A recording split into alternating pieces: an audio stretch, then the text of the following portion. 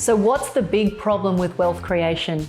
How do people like us, who didn't inherit a boatload of money, who are investing and building wealth from our own blood, sweat and tears, how do we invest in a way that gives us remarkable results and become financially free before retirement age? I don't know about you, but I am sick of hearing from wealth gurus and experts who don't walk their own talk and prescribe strategies that are a one-size-fits-all approach.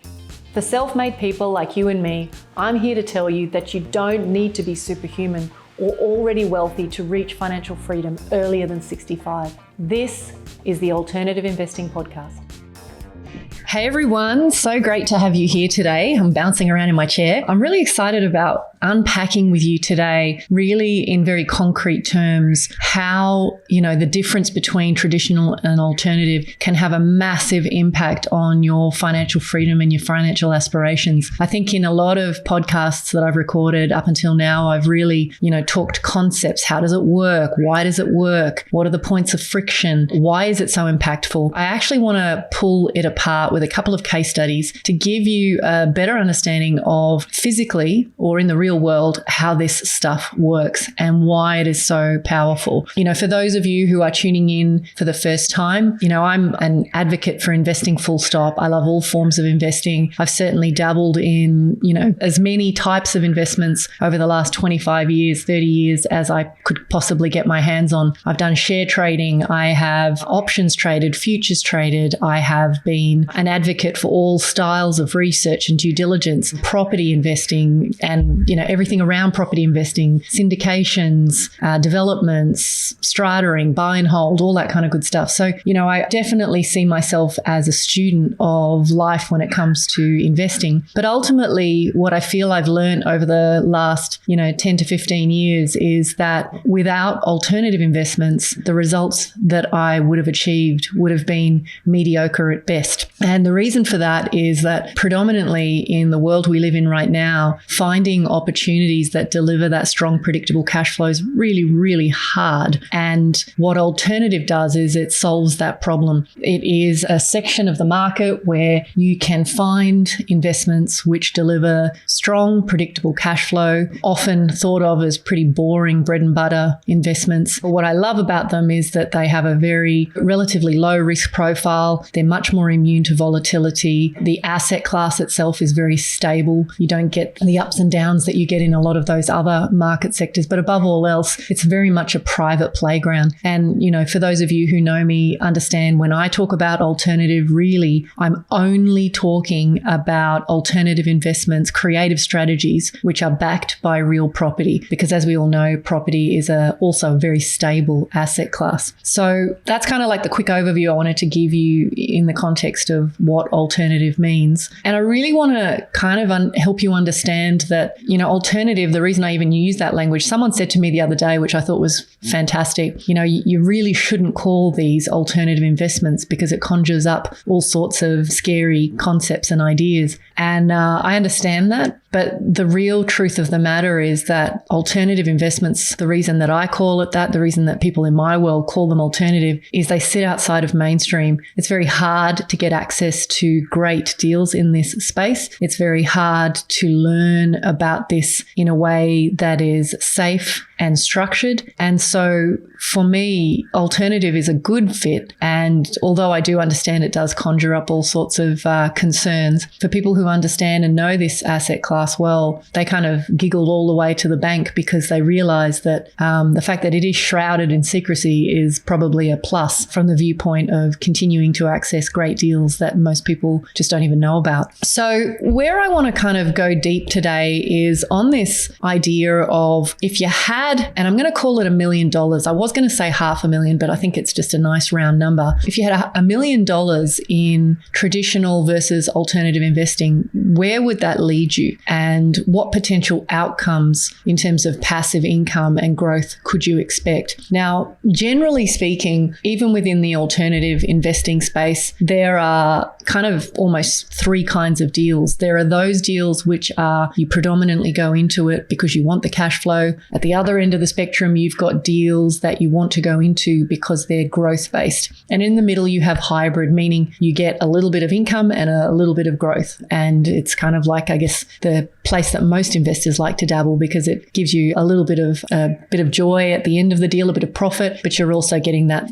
regular income throughout the deal. So, given that there are those three types of kind of ways of looking at what your objective might be with a particular strategy, I think it's really important to point out that the main reason that people go into alternative is because they're looking for the cash flow. So for the purpose of what I want to kind of unpack with you today, I think let's assume that people are going into the deal predominantly for just the income and we won't worry about the growth or the other part of it. So I have a spreadsheet here, which I think could be really useful as a starting point. But what I actually want to do is kind of describe it to you rather than show it to you, because obviously many of you are listening to this in audio form. But I have a couple that I want to talk about. Now, this couple, just for the sake of the illustration, I won't give them names, but let's talk about their scenario. They are earning $400,000 as a household income, which is a pretty decent income. They need about $250,000 to live. They already love property as an asset class. So they have a property portfolio that's already has a net worth of about $2.5 million.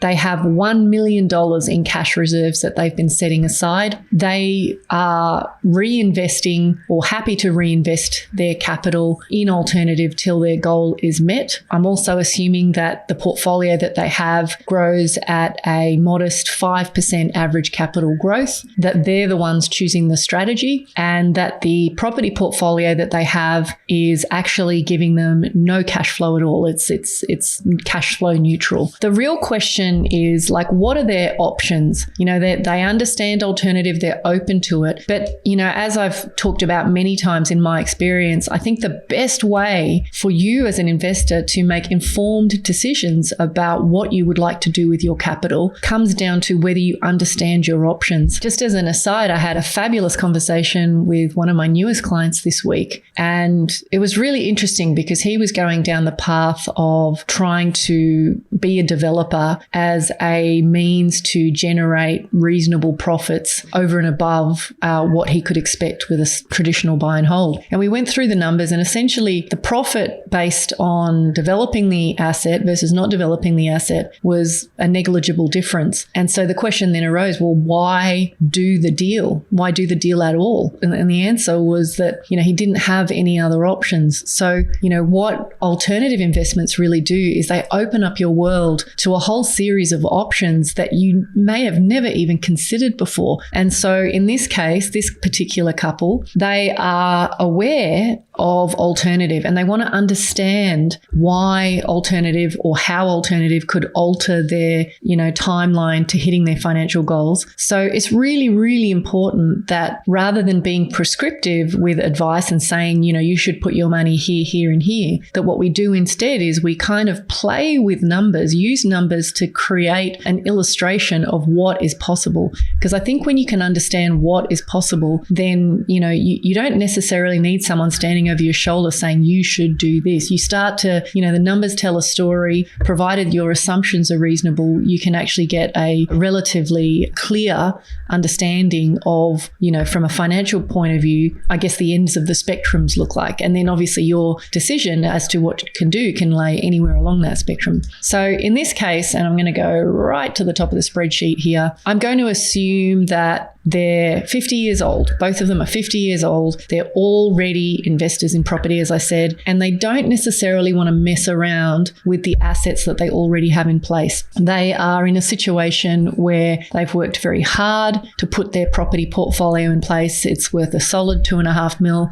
and they like the idea of holding that property portfolio to kind of have as a safety net down the track. As that property portfolio grows, they'll be able to, have that capital capital in the future if and when they need it. They're also kind of already realizing, after having had this property portfolio for a period of time, it's not really setting the world on fire as far as generating cash flow. And so they're really looking down the track of, well, if we keep doing what we're doing, where will we be? If we adopt some alternative investments, where will we be? If we use the $1 million in capital that we have to reduce debt, where will we be? So I think, really the scenarios that I'm about to describe are kind of exploring those as different scenarios. So scenario 1 for these guys is keep the $1 million as a cash buffer, as a cash reserve. Now, especially given the current climate, there is some big stuff happening in the world. So it's understandable that there are a lot of people wanting to stockpile cash right now. We're heading into high inflation. There's a lot of uncertainty in the markets. We're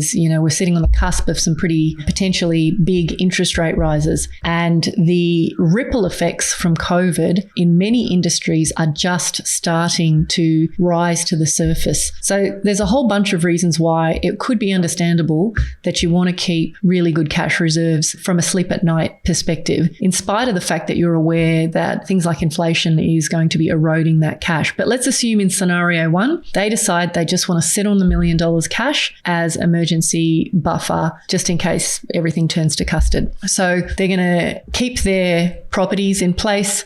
They're going to generate a 2%, we're going to assume a 2% net income stream from properties. So right now we said close to neutral, but let's assume that on the 2.5 mil, optimistically, let's assume they're getting $50,000 in an income stream. And then when we kind of roll those numbers forward, meaning the property values grow at 5%, the loan stays the same, they don't pay down the loan, and the income stream grows each year with the value of the property, what we can see is if they said, well, look, for us to reach game over, we really need to have our living expenses of $250,000 covered, then if we extrapolate those numbers, essentially they will get to game over in about year 24. So 24 years from now, their property portfolio, if it's indexed at 5% each year, will have a net value of about $12.8 million. They'll still have that loan of 2.5. So if they assume that there's no debt reduction, they allow their property portfolio to just continue to grow at 2% net return, which, as I said before, I think that's optimistic. I think the average lies closer to 1.5 to 2.5. So maybe 2% is, if you've bought well, could be reasonable. But that's going to generate an income stream in somewhere between the 23rd and 24th year of around the 242 to the 257 mark. So certainly, if anyone's interested, by the way, in getting a snapshot of this, please reach out, or I'll see if I can put a link in the show notes. But essentially, game over by my definition in this illustration is really, when can they categorically say we have an income stream in place that more than covers our living expenses. So game over in this case is year 24. We'll call it year 24 because it's 257 in that year. Now let's look at the second scenario, which is they use that $1 million to pay off debt. And this is certainly another perfectly valid strategy. The most conservative investors that I've met use debt reduction as the primary way to grow their wealth, meaning they pay down debt, they free up or create more equity, and the hope is that over time they're not only de-risking their portfolio, but they're creating an asset base that will grow. In my experience, if you have the luxury of high income, that's a perfectly valid strategy. For those people and for those of us who maybe never had a great income, paying off debt as your primary and only strategy is one of the slowest ways to build wealth. And, I'm not sort of expressing any advice here that you should be going to the other extreme. I mean, I certainly, when I started out, I really, hustled and redlined my finances in order to get some traction because I never had a great income. But certainly that kind of behavior doesn't suit everyone. So again, everything boils down to your sleep at night factor. And I can tell you in the early days, I lost a lot of sleep. I kind of did things that probably would be very uncomfortable for most people. So I'm certainly not advocating that. And I realized with the benefit of hindsight, I probably didn't need to redline and hustle as much as I did. Some of those decisions paid off, some of them didn't, but I guess that, I'm bringing this up because I think there's a lot of wealth professionals that strongly advocate paying off debt first before growing your wealth through new investments. And I think if you regard it as a bit of a spectrum, the truth probably lies somewhere in between those two ends. So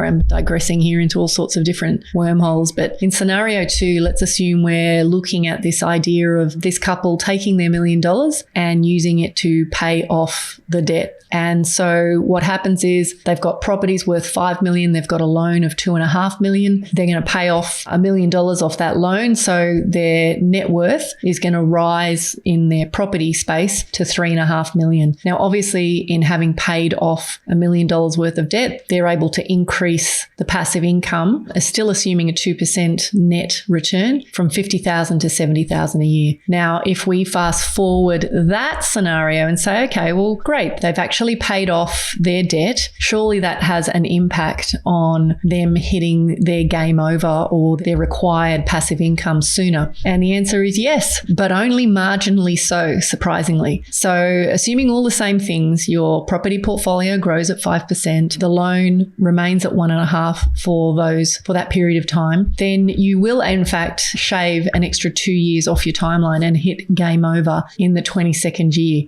So, you've gone from 24 years down to 22 years. So again, these are very gross calculations and very simplistic. And for those of you who are telling me that the world is more complex, I totally get it. But, really what I'm trying to point out here is I'm trying to give you a flavor of what is possible rather than, being really detailed about the way that we map these numbers out. So that's scenario 1 and 2. Scenario 1, keep your $1 million in cash reserves and just let the property portfolio roll. You get there in 24 years. Scenario 2, pay down some debt now with the hopes that you speed it up. You shave 2 years off your timeline. Now let's go with scenario 3. So scenario 3 is a pretty exciting scenario from my perspective. Let's assume that you want to keep your property portfolio in place. You're happy to let it tick along in the background. You certainly, in their case, you don't need to free up any capital because you've got the $1 million there, and you're going to use the $1 million and you're going to split it into 2 buckets, 500,000 and 500,000. You're going to put 500,000 into alternative investments, meaning that 500,000 might be broken into anywhere from 8 to 12 deals, all earning you, let's say, a rate of return of, what am I assuming here, 11% or 12% return, net return, which,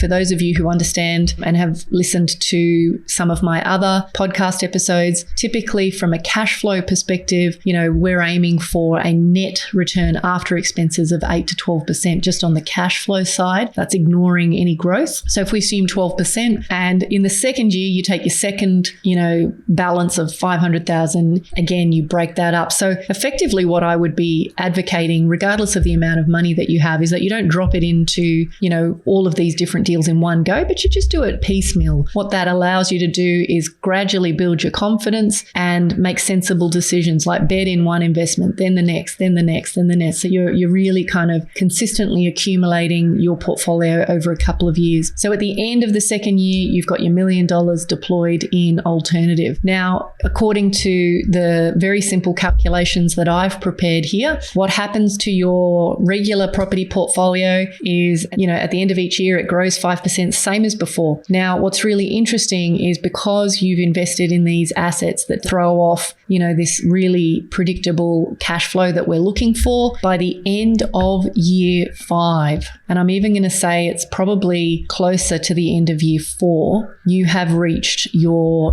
$250,000 in required passive income. So at the end of year 5, your local property portfolio here, with all the same assumptions that we had before, might be throwing off about $71,000 in income. By the end of that same year, your alternative investments will be throwing off something around the 200 mark. So the combined passive income from your Australian property portfolio and your alternative is about that $271,000. So I guess the emphasis that I want to have here is that we are now contrasting 3 very distinct scenarios. So when we just let our property portfolio run and we sat on our cash, we didn't do anything with it, we got to where we wanted to be in about 24 years. When we used the $1 million to pay off our debt we got there in 22 years. And if we decided to embrace alternative and gradually deploy that capital over a couple of years, we get to game over in, I'm going to say, between 4 and 5 years. So why I think this is such a powerful illustration, and again, this is only intended to give you a flavor of what's possible, is that scenario 3 gets you to your goal 4.8 times faster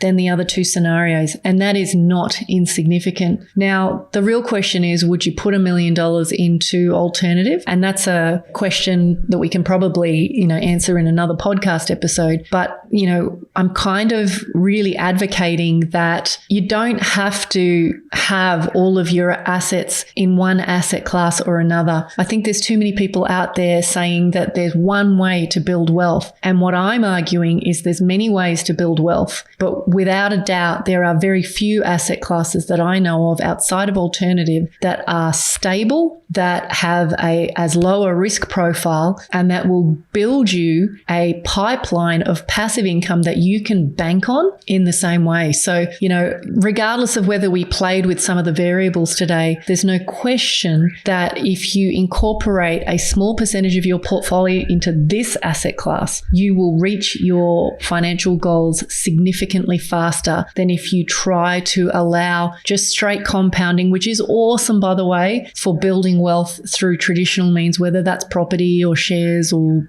bonds, whatever else. But you won't get where you want to go anytime soon. And I'm becoming a stronger and stronger voice advocating for building financial freedom while you're still young enough to enjoy it. So I guess that's kind of like where I wanted to leave it today. I know that there was a lot of numbers in here, so I'm not sure if I've gone too fast or too slow, but I really wanted to give you a flavor of the potential outcomes in terms of passive income. Obviously, if you then decided to go for those hybrid deals or, add in some growth deals, your net worth could be significantly higher as well. But as I said, for the purpose of today's exercise, really what I wanted to show you was there's a way of using alternative investments if you have cash, which means that you don't necessarily need to liquidate or sell what you already have. If you're in the fortunate position of having access to equity, you can use equity and again, keep your property portfolio in place. But the idea is, how do you have your cake and eat it too? I've talked about this many times before, that if you get the right thinking, if you associate with the right people, if you immerse yourself in the right networks, you can actually not only massively impact your timeline to financial freedom, but you can do it in a way where you don't have to make big compromises or take hair-raising risks. And that's really the game that I'm advocating and that I'm trying to play. So anyway, guys, hope you enjoyed this episode. I really, really appreciate you tuning in and look forward to catching up with you next time. Take care.